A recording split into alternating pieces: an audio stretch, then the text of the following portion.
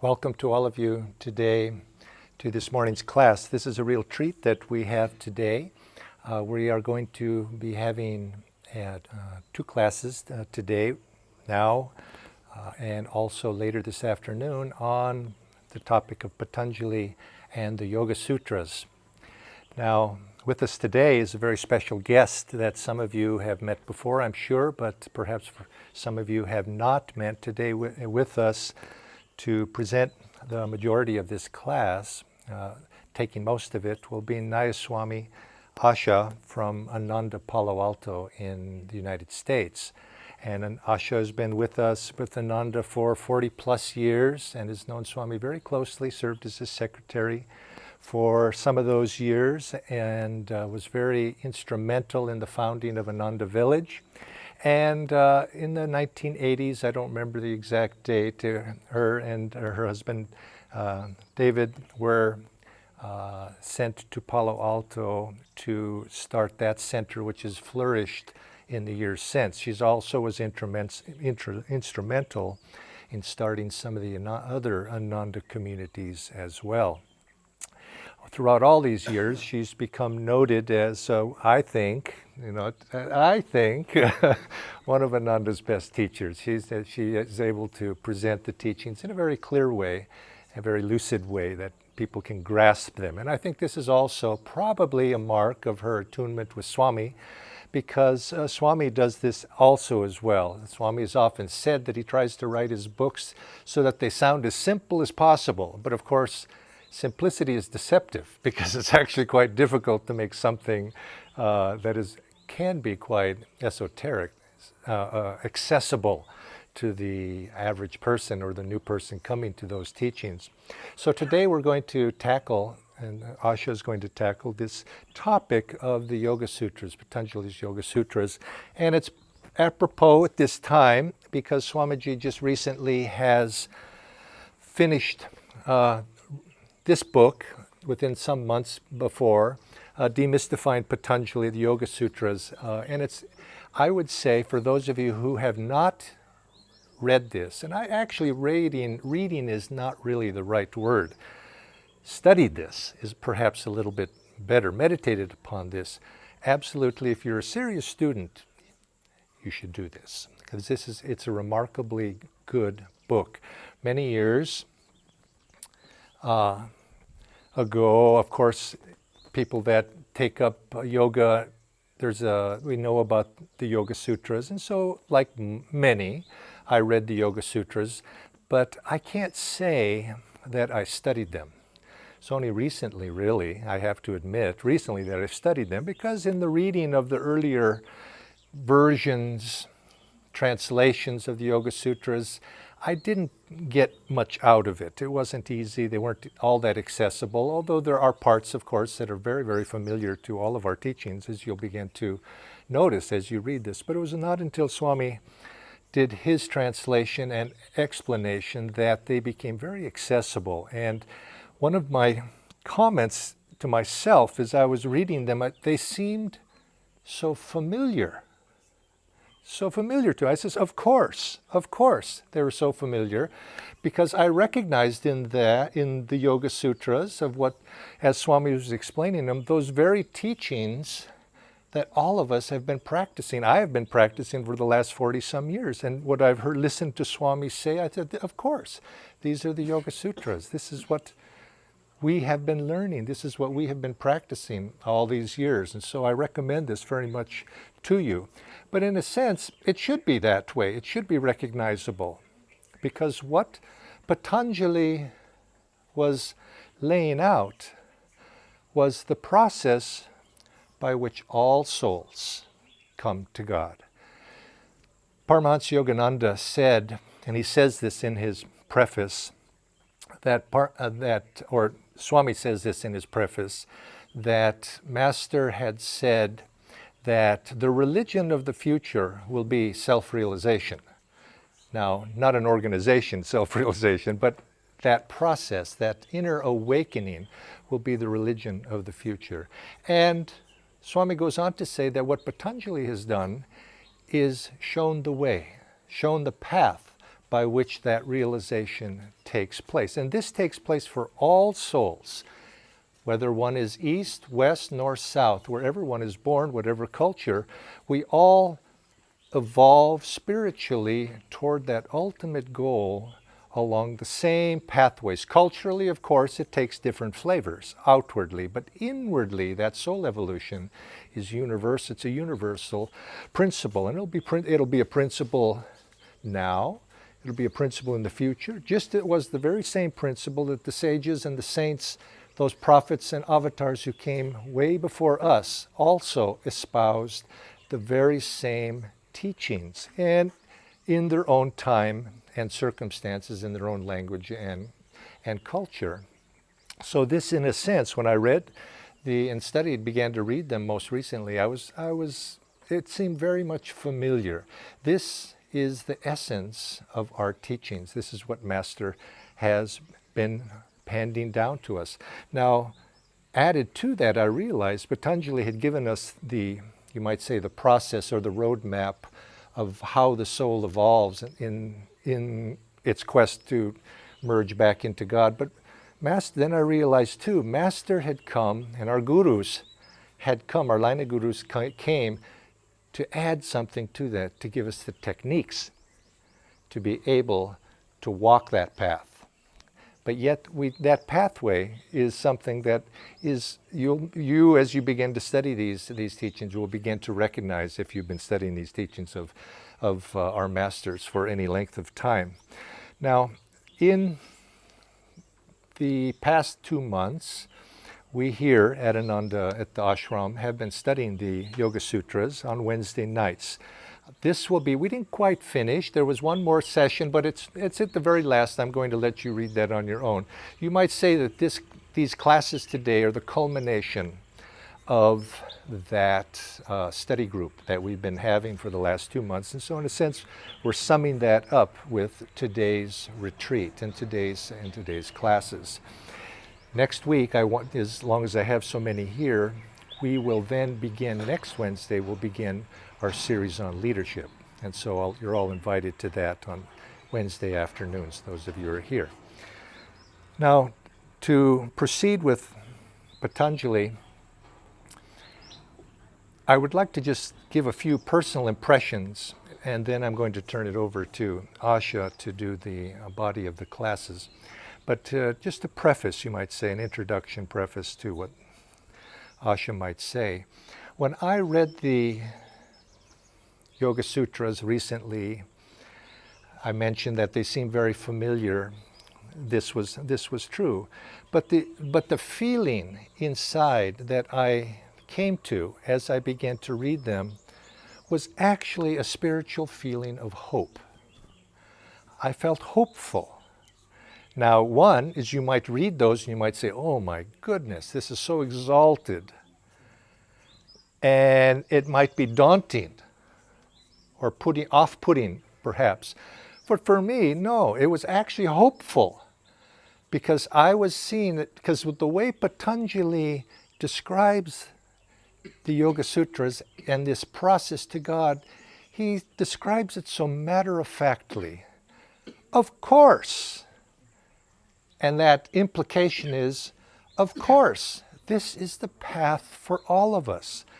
This is our divine destiny. And here it is.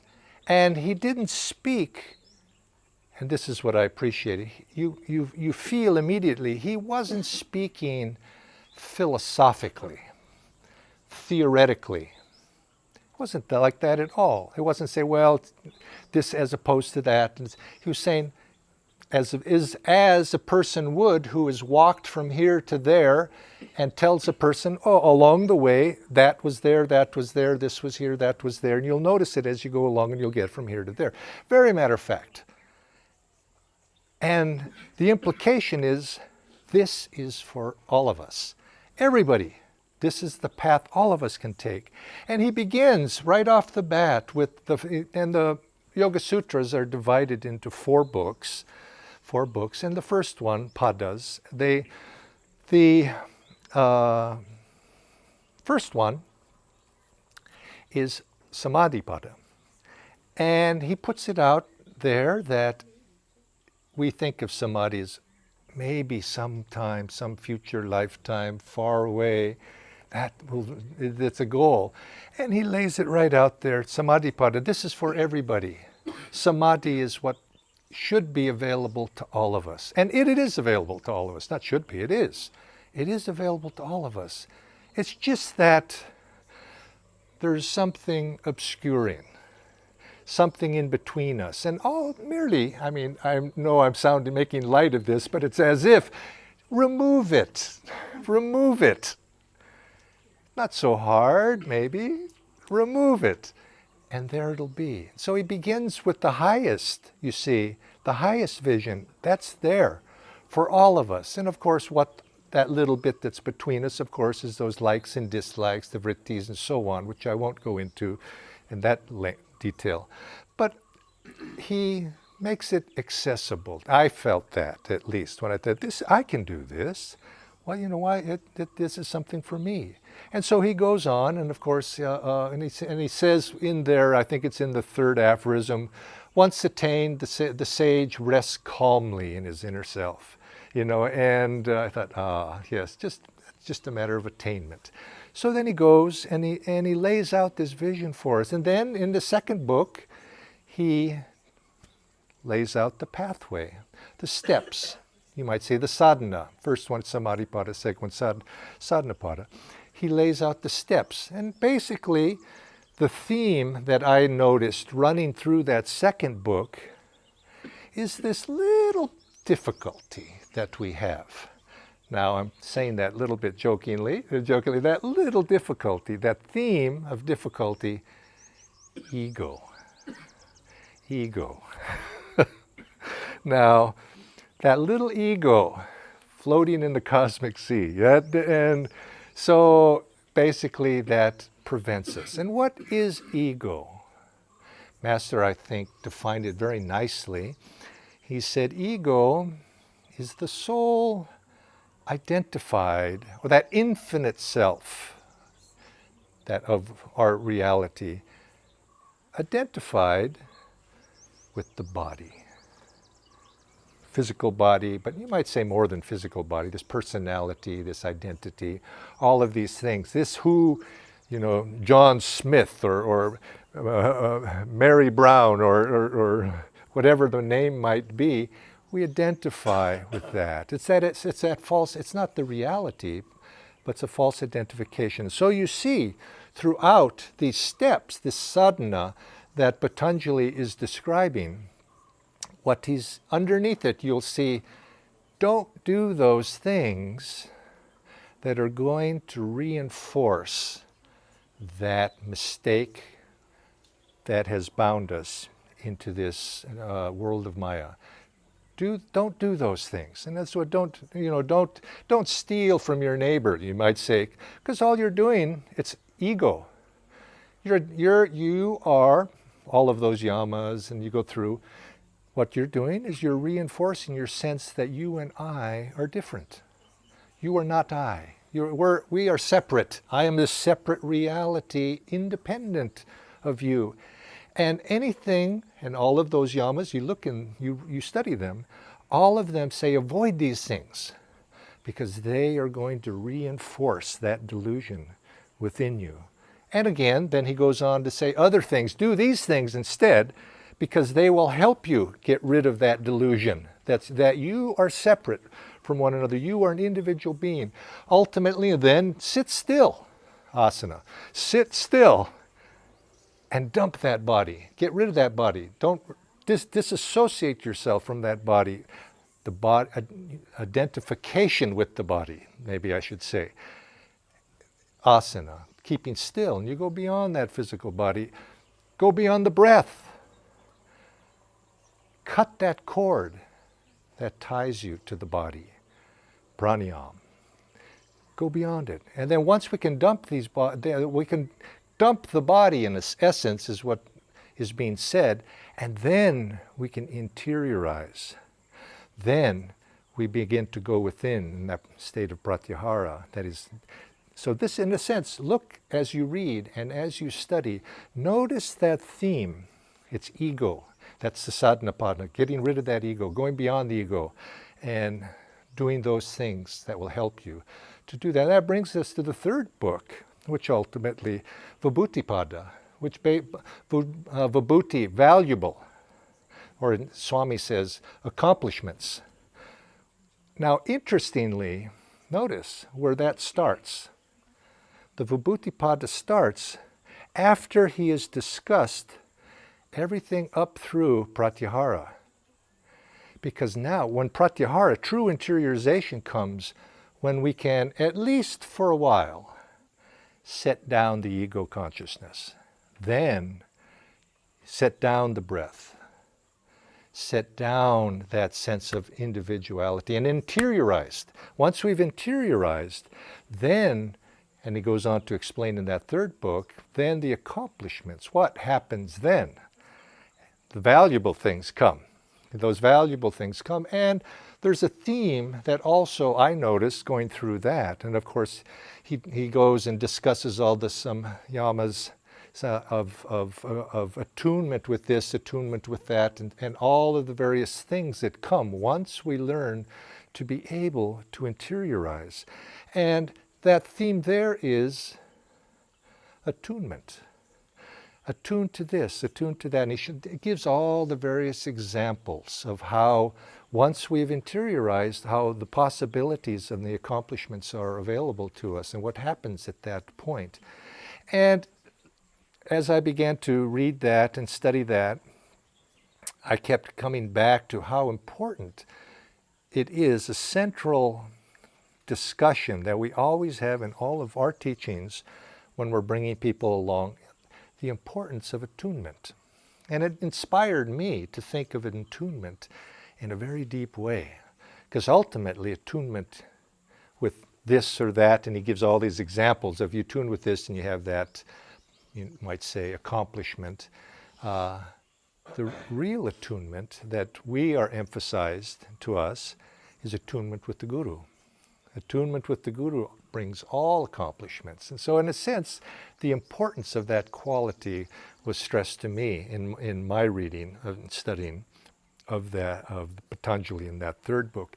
Then of course from there, then he goes on to Kaivalya Pada, the fourth book, which is basically that absolute, or that attainment, that ultimate attainment of the absolute consciousness. And in that, he describes what ultimately happens at that point. You've reached it all. You've accomplished all. And now the time itself no longer exists for you, and you merge yourself back once more, from merging back from where we came into the infinite. And so in all of these four books, progression, you can see the various themes going through it. You may read and find other themes, but these are the ones that struck me. And throughout it all, I come back to that first one I mentioned, was the feeling of familiarity. Yes, this is what we're doing. These are our teachings. These are our teachings. These are the teachings that the great ones have brought. And they have to be, because they're the universal teachings. They're not something foreign. They are what we all practice in all religions. Underneath it all of us are walking this path described by the Yoga Sutras. And secondly, coming back, it gave me a sense, not only of familiarity, but also of hope. I felt so hopeful. It says, yes, this is what the great ones, they have walked this path. Patanjali and these Yoga Sutras are describing it with certainty, not with speculation, but with certainty. And so very matter-of-factly, that, and the implication being that all of us, this is for everyone. God, to quote the title of one of Swami's books, is for everyone. And this is so perfectly exemplified and expressed in these Yoga Sutras. So it's a joy to be able to study this. And so I'm sure it's a joy also to be here today to be able to talk about this. And now I'm going to turn my joy over to Asha to go a little bit further and to take it into wherever she chooses to go. Thank you, Ashaji. Since my name means hope, and the Yoga Sutras gave him hope, it's perfect, doesn't it? When Swamiji was writing his commentary on the Bhagavad Gita, of course, this is a class about Patanjali, but that was when he first came to India, 2003, around that time. And he was living in that house, Guru Kripa, that he had in Gurgaon. Many of you were there or were part of it. And I was part of the parade of visitors, all of us being a little shocked that Swami had actually moved to India. We're rushing over here to spend as much time with him as we could because we just didn't know what the future held. And I happened to be in the house when he was working on those books, and that particular book, and I've described it actually in my book about Swami Kriyananda, but no matter what else was going on, he had a sort of a deadline for himself. I think it was even 30 pages. It was a very large number of pages. And no matter what time of the day or night we all finally separated from him, by the time a 24-hour span had passed, you'd go into the living room and there'd be another 30 pages of the manuscript there. And he was always eager. He could write faster than we could read, which was really embarrassing, is the only thing I can think of. We would run out of energy to read his manuscripts, even though he would have time to write them. You know, anyway, let's not go there, but that would happen. So you'd have to just really, once you found those pages, because as soon as he saw you, no matter how short a time those pages had been on the table, he would have expected you not only to have read them, but to have intelligently read them and have some actual involved response for him, which is our sadhana in the whole thing. Over the many years, what is so delightful about being with Swami Kriyananda is not merely him, but the fact that you have to be really wide awake when you're with him. And that feeling of being really wide awake on many, many levels is actually where the joy comes from. And the incentive that his presence gives you, either because he'll turn and say, what did you think of page 27 of the last pages I read? And you have to have some idea, you know, of what he's talking about without embarrassing yourself. Or just the fact of wanting to feel that energy, one gradually finds out that this is where my own happiness comes from, and it's actually not about him, it's about the effect that he has on me. I'm going to digress wildly here for a moment just to finish that point. When I first arrived at Ananda, we didn't call it Ananda Village then. There was Ananda Retreat, and then there was the farm. Those were like two locations. The word village would have been a massive misnomer over what was really going on. But, you know, sometimes it's good to affirm. But we just called it the farm for years, and still even sometimes we'll speak of the farm and people will look at you like, what are you talking about? That means Ananda Village, the whole place. That was a little undernamed, the farm, but that's what we called it. But I lived up at the retreat, and within 2 months of arriving there, I was in the kitchen. And first I started out as an assistant, and then the woman who actually knew how to cook left. Family emergency, middle of the night, packed up all her stuff, drove away, and never returned. So I arrived suddenly in charge, which was extremely unfortunate for the community because I didn't know how to cook. Jai was one of the poor souls I had to feed. Nobody had kitchens. Everybody had to rely on what I was cooking. I liked nutrition, and I liked the principle of food, but taste was an element that I hadn't quite gotten to. That is also another story. I can see Jaya there, you know, kind of looking at what I cooked and with the sadhu's attitude just filling his plate. But quite apart from anything else.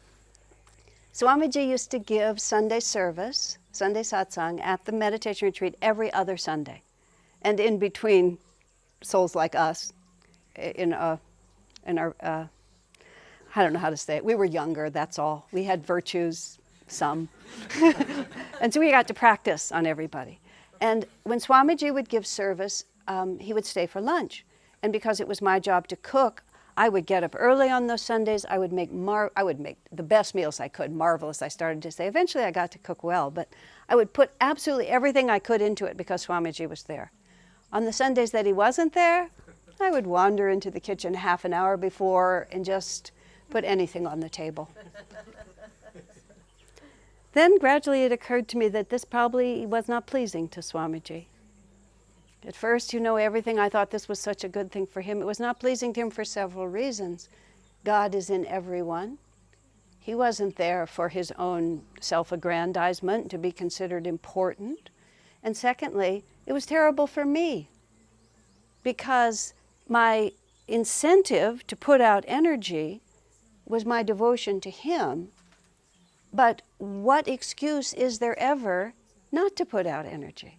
And I began to realize that it wasn't really that the meal was bad, it's that I felt terrible on those alternate Sundays because I was not rising to the occasion and doing my duty as I was being asked to do. That's a complete digression, but that is the effect of his consciousness on us, if we will take it as it is intended, is to give us a taste of our own potential consciousness so that we will we will have the desire to do what we need to do to have that all the times in between. And the other factor of that is that the more our own vibration rises, the more we discover there is in his vibration that we weren't able to touch because we did not have ourselves. We were not yet able to receive what was being offered to us. Well, coming back all the way to where I was in the living room with the Gita, there's a section in the Gita, and I don't know where it is now, I don't know which passages it is. When Swami writes a commentary, I tend to remember his commentary, not the scripture, so I don't remember what verse it is. But he was talking about when your karma has advanced to the point where you no longer need to live in constant association with other people, but can retire as a hermit, live completely alone, and then simply finish working out your remaining karma entirely through the practice of meditation. And he describes that in some detail about how you know that that's your karmic condition, what you do in seclusion, how you work with your meditation, how you can hasten that process. And I read it, and it was marvelously interesting, and I said to Swamiji, I don't think this applies to a lot of your readers. But just very matter-of-factly, Swamiji said, yes, but the ones to whom it does apply, it will be very helpful.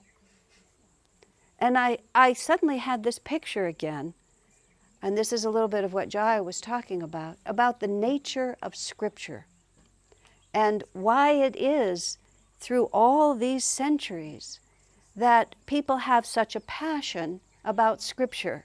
And in fact, in one of the sutras specifically that I wanted to talk about today, one of the aids to spiritual progress is valid authority and having the right relationship to valid authority. And Swamiji comments that that particular sutra is usually translated scriptural authority, and that that particular sutra is often used by those who are the interpreters of the scriptures to enforce the importance of their interpretation. Swamiji writes in his commentary, the trouble with scriptural authority is that it usually has to be translated and then it has to be interpreted. So the scriptural authority is dependent upon the consciousness of those who have translated it and those who are interpreting it to you. And whether you end up at the end with valid authority or not is really a question mark. And so Swamiji writes in his commentary, valid authority about God can only be one who knows God. And the importance of that valid authority, that particular sutra speaks of the ways in which we can know things. We can know from direct perception. We can know from inference from our direct perception. And then we can know because valid authority asserts that that's true. And then Swamiji goes on in his commentary to say the problem is perception is deceiving. And for all the reasons that the rest of Patanjali talks about all the factors that cloud our perception. And so if we perceive a situation in a certain way, then draw inferences from that perception, we can end up someplace we never really wanted to be, like, for example, here. in the state of consciousness that we presently have, instead of the one we desire. And that's why he comes back to valid authority being necessary and always referencing everything. And I'll talk a little bit more about that in a moment. But let me go back to the subject of Scripture. In my life in California, because I live in the West, and because it's been a particular interest of mine, I've immersed myself a great deal in the New Testament. I'm by no means a scriptural authority, but the life of Jesus, I probably was there, or if I wasn't there, I have imagined it so vividly that I might as well have been at this point. The distant experience of the life of Jesus is not to me distant at all. And I have to say, honestly, it's partly because I have observed a great soul, Swami Kriyananda, up close for so many years, and that when I hear these stories about Jesus and his disciples and the experiences that they have, I can bring them into a reality that I really understand. I can see the relationships of things that are happening because it was person to person. It was real events. These are not allegories. The Christian Bible has been less distorted, for example, than the life of Krishna. The life of Krishna has been, so much myth has been created, it's a little bit harder to get back to the feeling of Krishna standing there and relating to his disciples. Also because Paramhansa Yogananda's life was so recent, and Swami Kriyananda can speak about it to us as a real life experience, that to think, which is true, that Yogananda's consciousness, he was an avatar, it was the same as Krishna, it was the same as Jesus Christ, it was the same as Buddha, is a little hard to get our minds around. In fact, Swami Kriyananda once said that we all think, oh, if only I could have met Master when he was there, if I could have been with him when he was still in that body. And Swamiji says in many ways it's easier to have come to him after he left his body, because Swamiji said he had the problem of sitting in his little kutir in the ashram, thinking that Yogananda was God himself and that he was also having a curry dinner in the next room. And it was just sometimes just a little hard to reconcile the two expressions and know exactly sort of where to relate to it. And he describes in the path many of those experiences. But what a great deal of the spiritual path comes down to, and Patanjali makes this point, Jaya was mentioning it, is that in the end, what defines our consciousness is that we are attuned to the right level of reality. And much of the sutras, many words in the sutras are all just describing all the nuances of how we get attuned to the wrong level of reality. We get identified with this aspect of our nature, we get identified with these desires, with these expectations, all these different ways. And that's just, those words, the word is a very simple word, we become identified with it, which Jaya mentioned, self-identity. I recently wrote a letter, which some of you may have seen by now, I don't know whether it's come to all of you. I was writing about, back to California primarily, about my experiences here in India.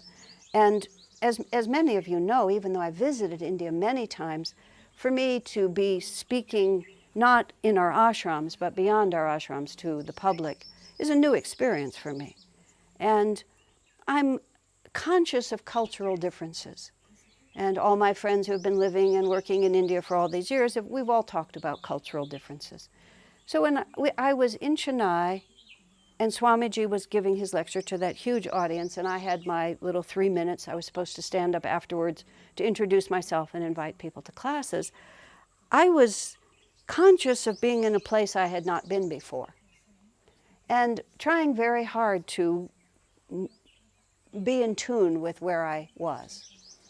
I think I was only partially successful, and whether I succeeded or not is not really the issue. What was fascinating to me is really what I learned afterwards. Because a couple of days after that, I ended up in Bangalore. I ended up with 3 days off, with nothing to do, alone in a room with this book. And I just had the opportunity, without any interruption, to just read it cover to cover, which was a great gift. The word that comes through over and over, you're in tune with the wrong level of reality, and you have identified with that wrong level of reality. And looking back to my sitting in that audience in Chennai, I just realized it was the complete issue was self-identity, wrong self-identity. You know, this body is a slightly different color and it spent most of its time on a different continent than this one. But why would that affect me? Because the truth of my own consciousness, we're identical. But we have identified with these differences and we have allowed these differences to obscure our direct perception of reality.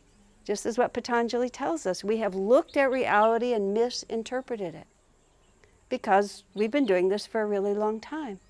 One of my friends wrote to me after I wrote that to her, and it was so perfect. She said, she says, we always try to get to the truth from the outside in. Well, in India, people are like this, so this is what we need to do. In India, people are like that, or Indians come to America. In America, this is the way people are, so this is what we try to do. We sort of stand on the outside and try to push our way in. And she pointed out that Swamiji never lives that way.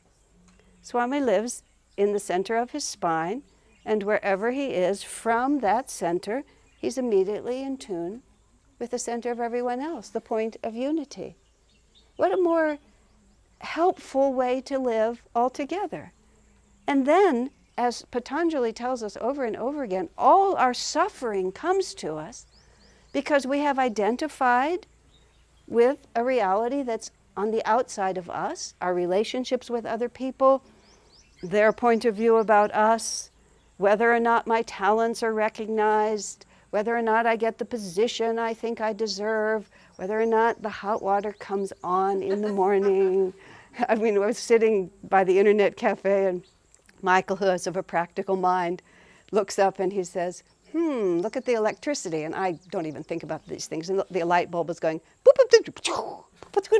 like this. And he's watching just the conditions of our world just oscillate in all these different ways. What do we identify with? If you're responsible for the electricity, you need to notice. If you're responsible for the water, you need to notice. But it's only when we shift our identification and our sense of self to those realities that we become vulnerable, is really the right word, to suffering and unhappiness. And I have a very practical mind, and I appreciate Swami writes in this book, he even says about himself, I have a simple mind, he says, which he means that in a very profound way. This also happened at the Guru Kripa house. I have a visual memory, so I remember what words were spoken when I can see the place. I had just arrived from India, from America, and so I was way up out of sight for fear that I was going to fall asleep because of jet lag.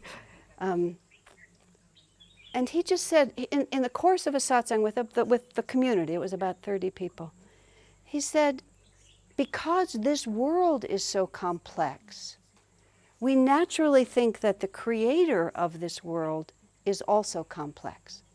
I mean, these are the unexamined assumptions of our lives. You know, God must be a really interesting character to have come up with all of this.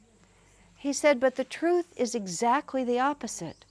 When you realize that everything in creation is manifested from absolute stillness, and that stillness begins to vibrate. The word, in the beginning was the word, the sound of Om, the light, but it's vibration from a point of stillness.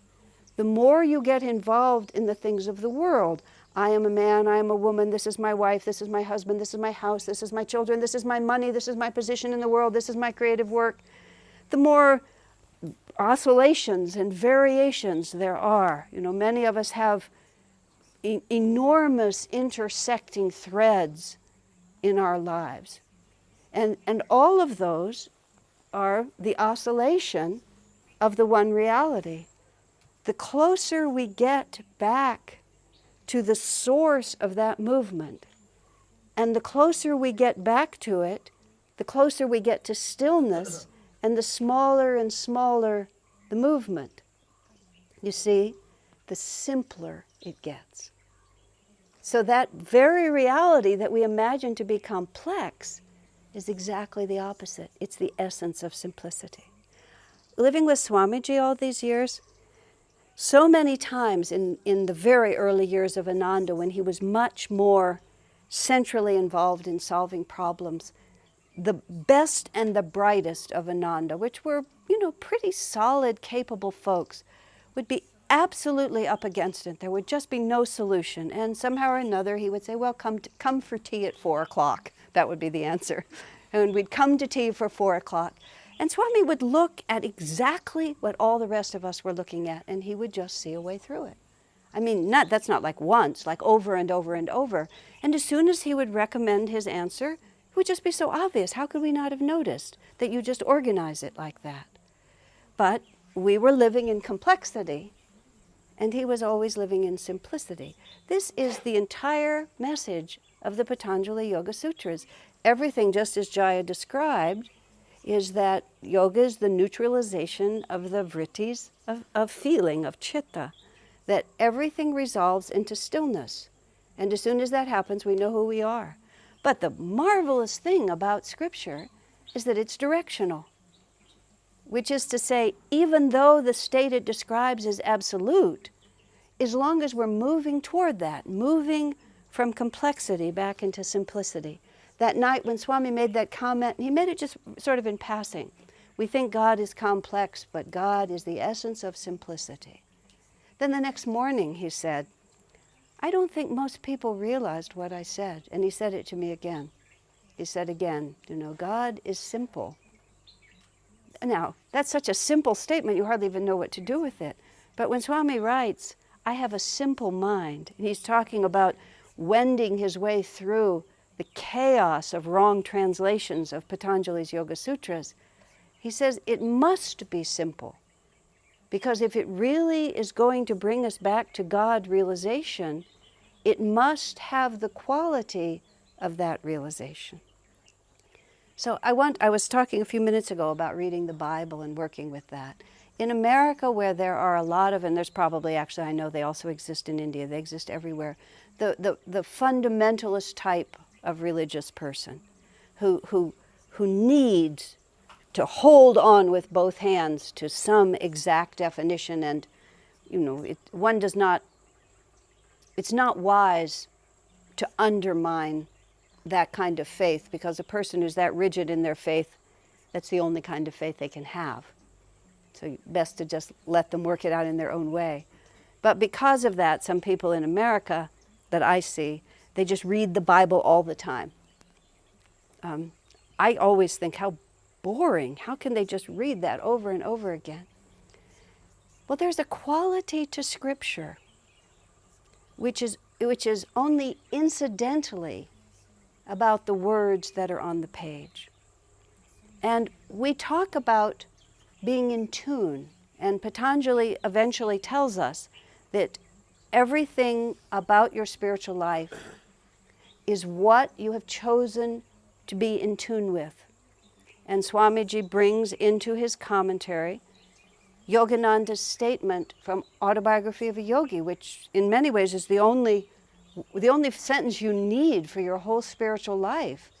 Thoughts are not individual, they are universal.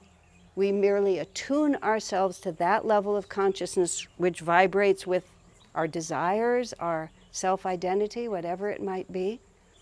And we realize that every choice exists for us at all times. And whatever choice we're making is the result of habit, of the vrittis that we've built up over a consistent action. But there's absolutely nothing fixed about our level of consciousness. Now, that's what Patanjali is telling us over and over again. And these are truths that we need that are so simple. This is what I was saying a moment ago. I really like to get the spiritual path down to what I call generic solutions.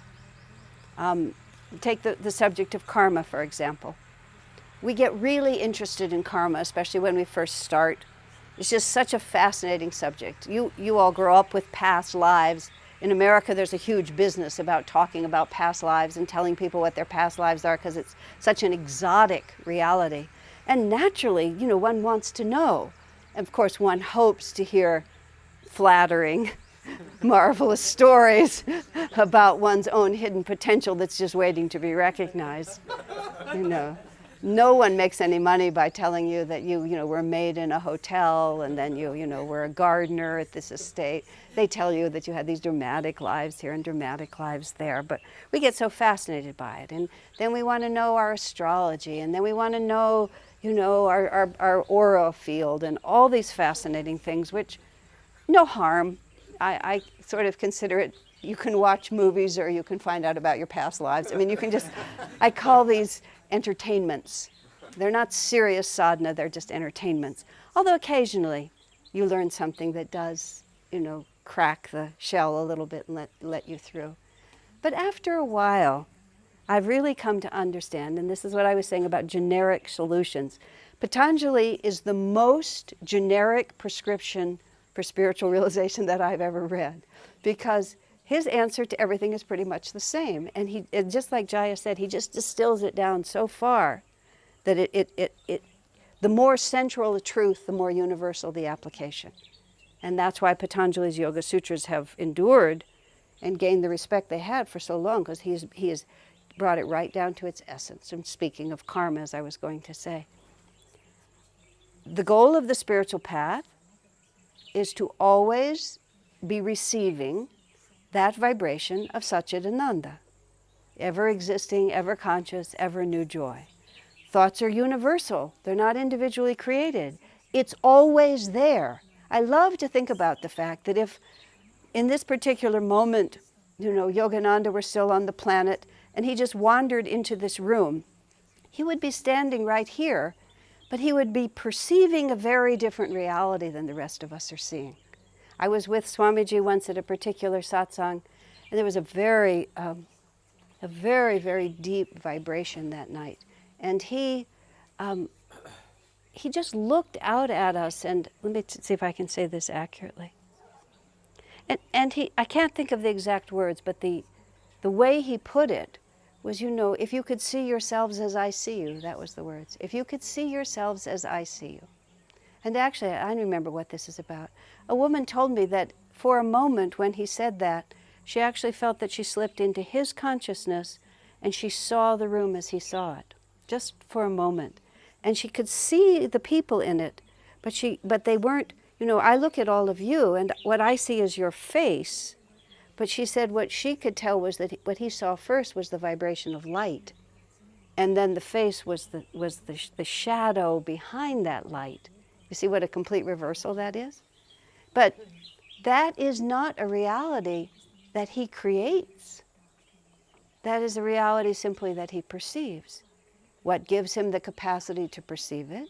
Many, many incarnations of exactly the sadhana that we are carrying out right now.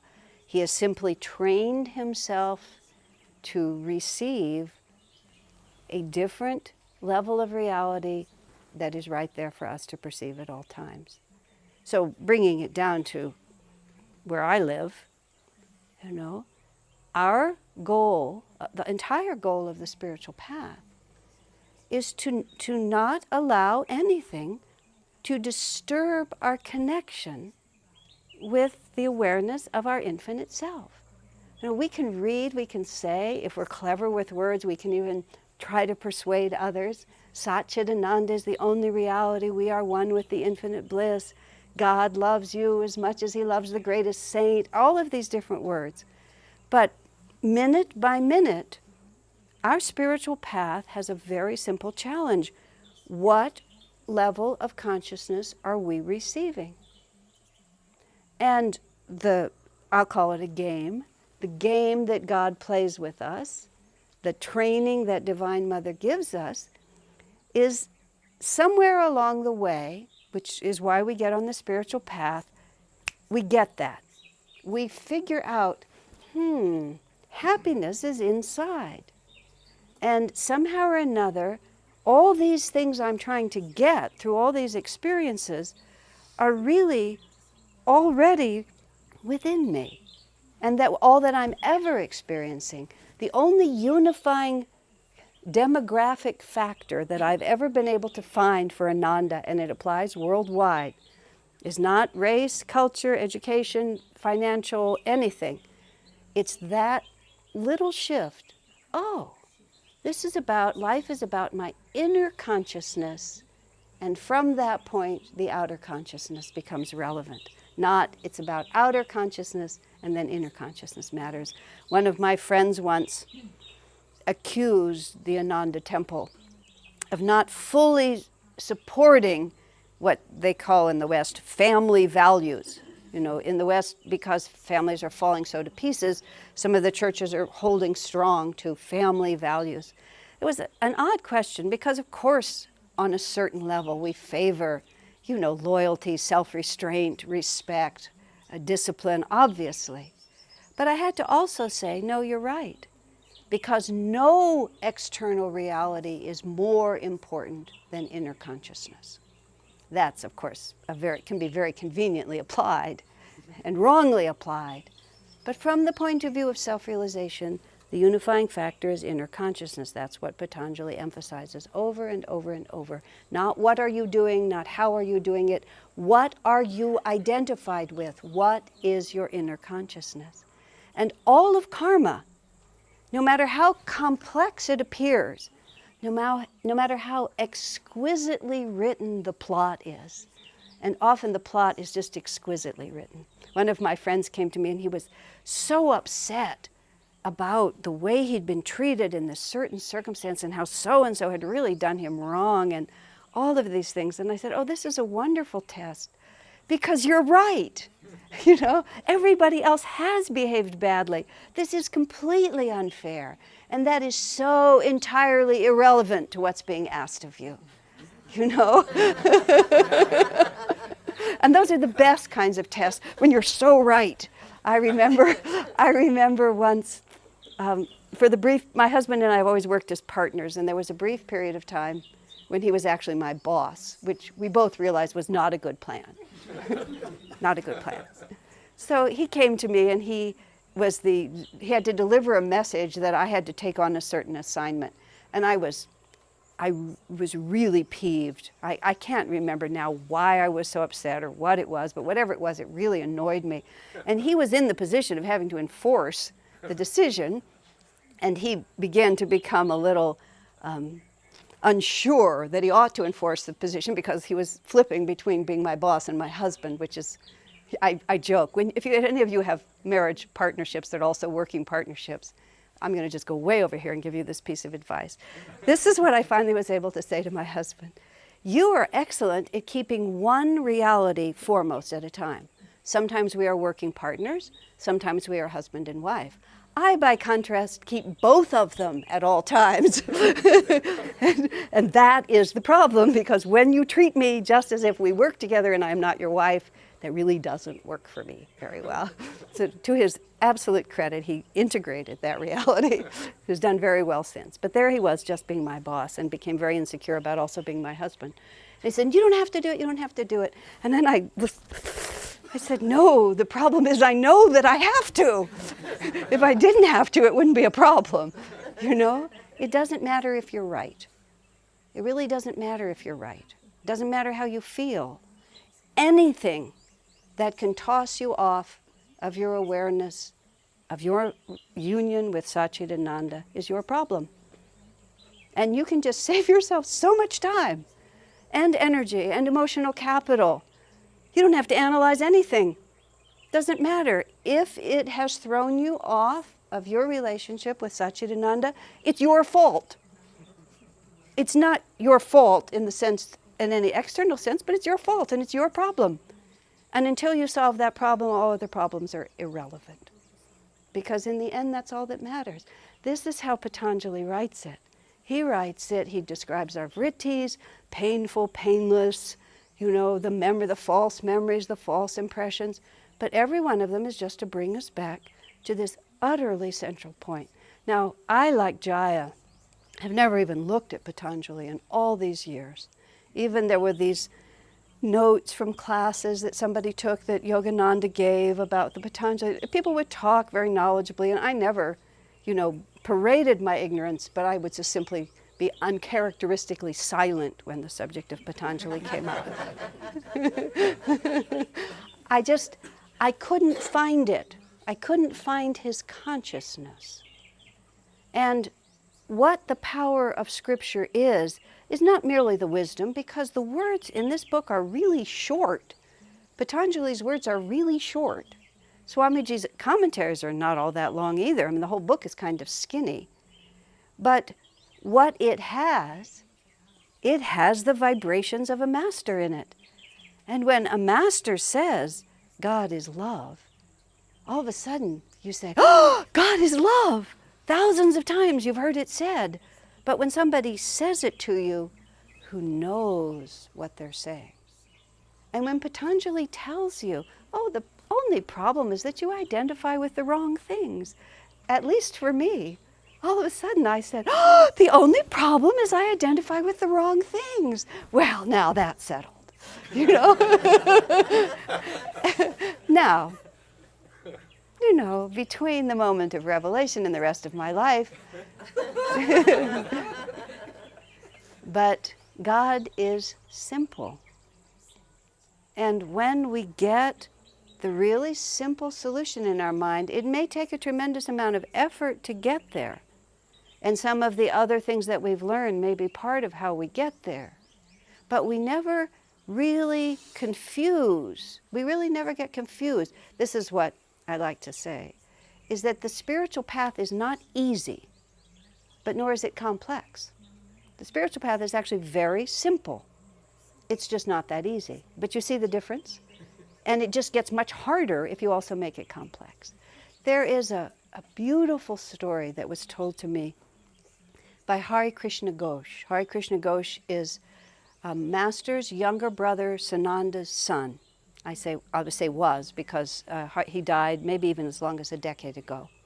I started coming to India with my husband and Durga and Vidura in 1986.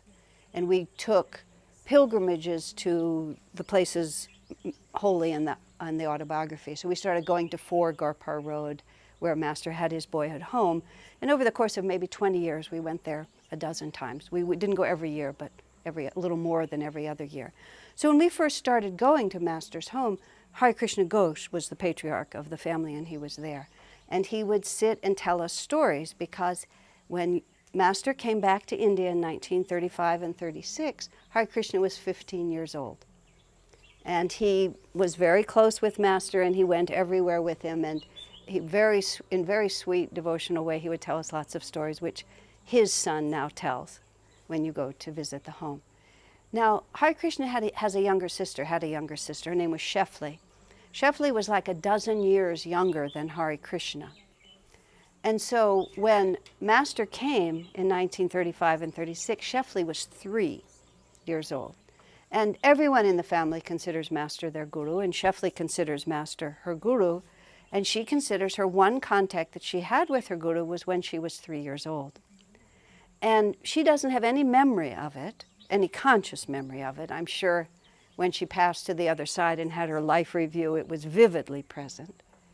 But apparently, as a 3-year-old little girl, as the moment Master walked into what was her home, she was absolutely magnetized to him, and whenever he was in the house, she refused to be separated from him. She would rush up to him, like a 3-year-old child would do. She would grab his leg, she would put his head in her lap, she would wrap her hands around his thigh, she would climb into his lap, she would cling to his neck, and Master just accepted her presence, apparently. Whenever he was there and she was there, she was just attached to him somewhere. And they speak of one particular story where, the way the family tells the story, they were going out to the movies, and I guess a small child is not allowed in the movies, but she was absolutely refusing to be separated from him. So they say that she attached himself to her chest and he buttoned his coat around her. And so she was able to go to the movies. Now, it's on every level, it's just such an amazing story. But the intellectual part of me thought, oh gosh, what a waste 1 year with her guru, she's 3 years old, she doesn't even remember it. Then, of course, you have to stand back and say, nobody's ever 3. We're always ageless. The soul is always the same. But I thought also, because she was only 3, and Swamiji has commented about this recently, the full intelligence of the human being is entirely present. In the first incarnation, the baby is lying there. Its capacity to understand is limitless. And Master even writes an autobiography of a yogi about his babyhood memories. And he makes the remark how we dismiss these babyhood memories. We don't really realize what's going on. All that the baby lacks is context. You may not even know what planet it's on, and language. It can't express its intelligence, but it's present. And I thought of being 3 years old, think of all that inhibits us. All the thoughts that we have about maybe this is appropriate, maybe not. Maybe I'm worthy, maybe I'm not. Maybe I should wait, maybe I should do it later. Is this really a good idea? Is this not a good idea? And she's 3 years old. She knows what she's seeing and she knows what she wants, and she just goes and holds onto it with everything she has. And many times in my spiritual life, since I've heard that story, I thought, I think right now I'll be 3 years old. And Swamiji doesn't really look fondly on your going up and wrapping your hands around his ankles, so I'm not recommending that. Please don't misunderstand me. But why not have that spirit within ourselves? Everything is about consciousness. There's the famous story in the New Testament in which people were bringing their babies up to Jesus to have Jesus bless them. I mean, I know how many of you have brought your babies up to Swami and want Swami to bless them, and how Master's mother took Master as an infant to her guru, Lahiri Mahashaya, and wanted him blessed. It's the universal impulse of all mothers and fathers to have the saint bless the child. And the other disciples were annoyed by all of that. And Jesus answered on many levels, "Suffer little children to come unto me, for of such are the kingdom of heaven." And he doesn't mean childish. He means that completely simple recognition of who we are and where we belong. Because one of the things we receive by the gift of reincarnation is that we break our identity with all that has gone before. And that's the gift. We all get to follow Patanjali's Yoga Sutras by the body falling off. I'm of an age where my parents have both died. My uncles have died. That whole generation is gone, and I've been close to some of it, really close to some of it, sitting with my father when he breathed his last breath, or caring for them as they grow older. And my uncle, who died at the age of 95, and his aunt died at the age of 89, they lived in a place that we have in America, where elderly people often live together. I found it so spiritually stimulating to be among all those people toward the end of their lives, and watching the accumulated result, because my family, my birth family, had no active personal relationship at all to my teachings. This is as far as it got. Toward the end of my mother's life, she said this much: "I don't know, I just like having you around. Maybe it has something to do with what you're doing." That was how much credit I ever got. Okay, Mom, that works for me. I don't need more than that, But I watched these people, elderly people, my uncle was a stunning example, hold on to their identities, My poor uncle, he'd been a brilliant engineer. He'd been a caustic, agnostic at best, atheist much of the time. He'd been able to best everyone at intellectual argument and make fools of them all. Now he's 95. He can't walk or do anything himself. His mind is mostly gone, but he's still deeply identified with that reality. And he loved to recount to me how foolish everyone else is and how wise he is. And after he repeated one of his stories for the 100th time, And after he got off it, I said, do you really enjoy just going over and over again the things you're frustrated and angry about? He looked at me like, how stupid can you be? Yes, he said, just like that, yes. This is who he is. He just so deeply identified with what wasn't even a positive side of himself, but who cares? You know, is that who we want to be? And will we be anything but that unless we heed the words of Patanjali even now? You know? The words of Scripture, and this is the last thing that I want to say before we end here. You see, there is a transforming power in the words of a master. In the introduction to Whispers from Eternity, a master says something so interesting. He says, you know, these prayers were received from God, and he's emphatic about that. These were received from God. These are God's own words that you should study. He said, that inspiration, I'm paraphrasing, has been diluted by paper and ink. So you have to look at the words on the paper and in the ink, and you have to penetrate past that diluting influence to go back to the inspiration, the place of inspiration from which these came. And then he goes on to instruct us about how to study those prayers and how to use them and so on like that. Well, all Scripture is like that. It is diluted, well, it's really diluted by lousy translations, which Patanjali has suffered from, but Swami has now fixed. But you're still looking, and I mean, I was alone with this book for a number of days, and I mean, I would look at it, you know, like, where is it coming from exactly? But, and it's a particularly unique reality. It's written on the back, and it's a brilliant summary. This is the confluence of the consciousness of three great souls. There is Patanjali from ancient times, who had this crystal clear, utterly simple perception of truth that was so obvious to him that he just wrote it down in the fewest possible words. I mean, the perception he had was so total that it took almost nothing. If you put all just Patanjali's words together, it took almost nothing for him to say it all. Then you have Paramhansa Yogananda, who trained, of course, Swami Kriyananda, as he explains. Swami Kriyananda says, I don't know Sanskrit. Most of these translations are terrible. I haven't found a commentary worth reading. Swami doesn't mince words these days. He just calls it like it is. And he includes some of the most egregious examples here. He said, but I understand these because my master trained me in the truths that Patanjali perceived. And so therefore, because, to quote from the sutra itself, he had valid authority that had direct perception, and therefore he could draw inferences, Swamiji could. And those inferences would be true. And he simply knew what was a true and false translation by whether or not it was consistent with what Master would have said about that, or had said in some cases. But what happens then is, when you open this book, when we open this book, we are in contact with three great souls.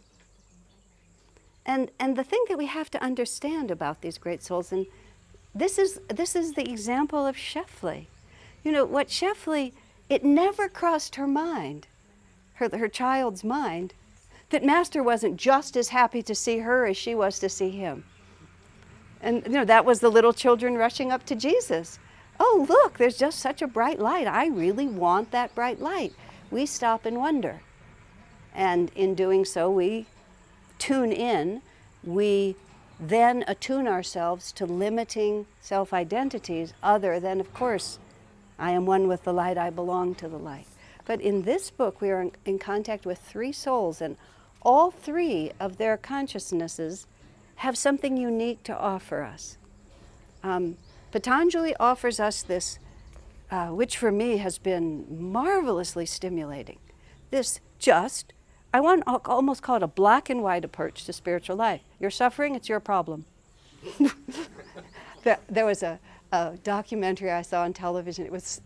I only saw this little tiny piece of it, and I just loved it.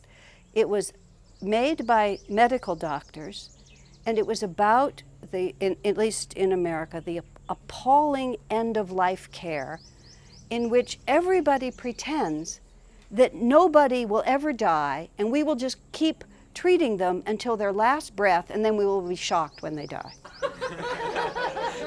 And as a result, we will completely bankrupt the medical system. I mean, it's a huge scandal. So this group of medical doctors are attempting to make it different. And this doctor says on the air, he said, I think every physician at a certain point in the care of his patients should sit down with his patients and say, you are mortal, you are going to die, get over it. I feel Patanjali looks at us and says, it's your fault. You've allowed yourself to identify with that which is going to make you miserable. Get over it, right? Now, we have added to that the extraordinary compassion of Paramahansa Yogananda. I will return 1,000,000,000,000 times if necessary. With bleeding feet, I will cross crags of suffering as long as one stray brother is left behind. I mean, just take even a moment and think of what he said. As long as one of his appointed disciples is still lost in delusion, he will return over and over and over and over. There is no limit to his willingness to just take our hands and step by step take us out of this delusion and take us home to freedom. So you have Patanjali saying, it's your fault, get over it. Then you have masters still, how do I want to say? He's not going to compromise with us, but you feel more, I understand why you feel that way kind of energy. And then you bring into it Swami's enormous practical and just so grounded in everyday reality understanding. That yes, of course, this is what you're dealing with and this is how you can work with it. And so you read this for the words that are here. But what happens is that if you read it for the words that are here, you penetrate beyond ink and paper. And you find yourself in the company of 3 great souls. 2 great masters and 1 great disciple. And something clicks within you. All of Swamiji's books have that power. I find reading Swamiji's books is like looking into the mirror of my own consciousness. Wow, this is boring, or my gosh, I can't put this book down. And I don't think the book changes, But taking the time and making it part of our sadhana at the times when we're capable. It's not always easy. I have to add, I'll put in not a commercial exactly, but something that I have done. I've done over the last 15 years, I've done long study courses on most of Swami Kriyananda's books, because I do find that people can't always understand it. And that if we go through the courses together, I'm about to do one on this one, start one on this one. They're all on the Ananda Palo Alto website and they're all free. You can bring them all down if you want to. And it will help you if you have difficulty on your own.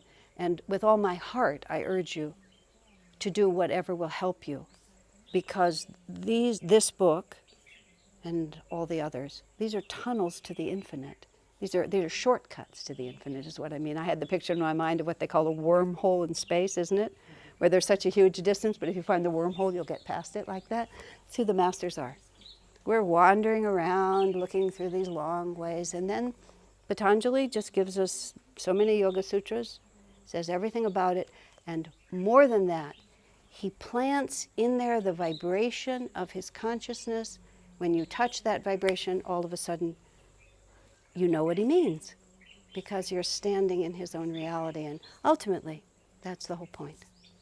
So, one of Patanjali's sutras says that one of the dangers of the path is that you miss the point. So, the opposite of that is let's get the point, and God will be there to help us through it. So, I think that's it. Thank you very much.